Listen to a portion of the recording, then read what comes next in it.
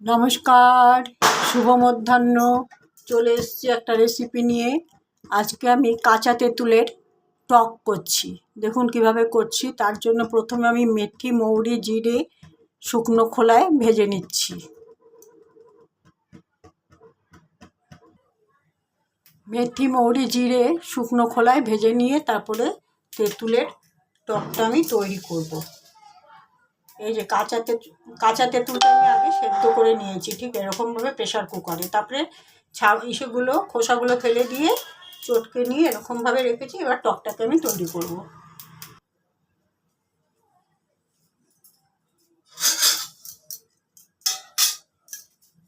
কড়াতে একটু সর্ষে ফোড়ন দিয়ে দিলাম।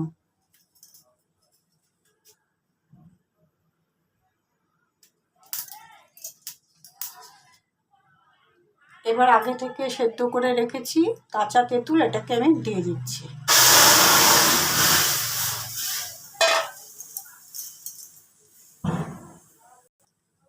দিয়ে দিচ্ছি সামান্য একটু নুন।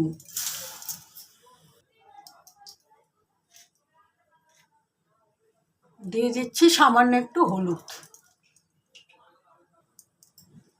এবারে আমি এই বাটির এই পরিমাণ চিনি দিয়ে দিলাম।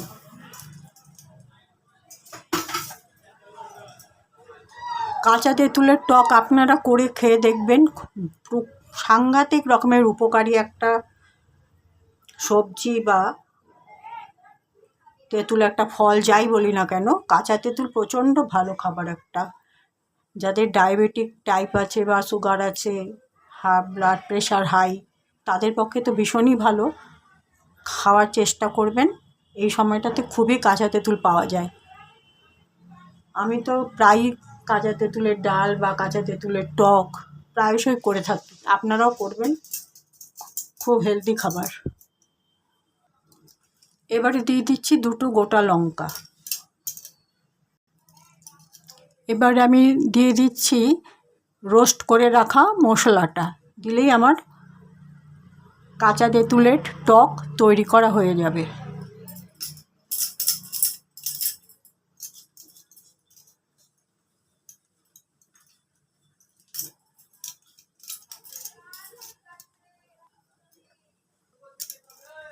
কাঁচা তেঁতুলের টক তৈরি করা হয়ে গেছে। আমি এখন পাত্রর মধ্যে ঢেলে নিলাম, ঢেলে নিচ্ছি। গ্যাসটা নিভিয়ে দিচ্ছি, ঢেলে নিচ্ছি, তারপরে ফিরে আসছি।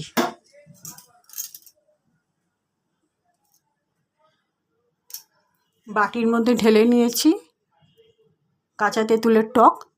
তার রেসিপিটা তো আমি বলেই দিলাম। আগে তেঁতুলগুলোকে আমি প্রেশার কুকারে সেদ্ধ করে নিয়েছিলাম, কাঁচা তেঁতুলগুলোকে। তারপরে সেগুলোকে চালুনি দিয়ে ভালো করে কাঠটা বের করে নিয়েছি। বের করে নিয়ে ফোড়নে একটু সর্ষে দিয়েছি, আর শুকনো খোলাতে মৌরি, মেথি, জিরে শুকনো খোলায় ভেজে তুলে রেখে সেটা হামানদিস্তায় গুঁড়ো করেছি, সেটা সব শেষে দিলাম। আর চিনি আর একটু নুন, গোটা কাঁচা লঙ্কা।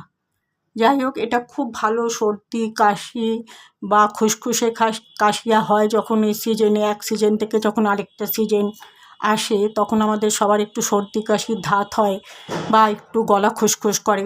এইটা খেলে কিন্তু ভীষণ উপকার হয়। একবার আপনারা করে খেয়ে দেখবেন। এটা অনেক দিন ধরে রেখেও দেওয়া যায়। যাই হোক, আমি আমার ভিডিওটা যেখানেই শেষ করলাম। দেখা হবে পরবর্তী একটা ব্লগে বা ভিডিওতে। সবাই ভালো থাকবেন। নমস্কার।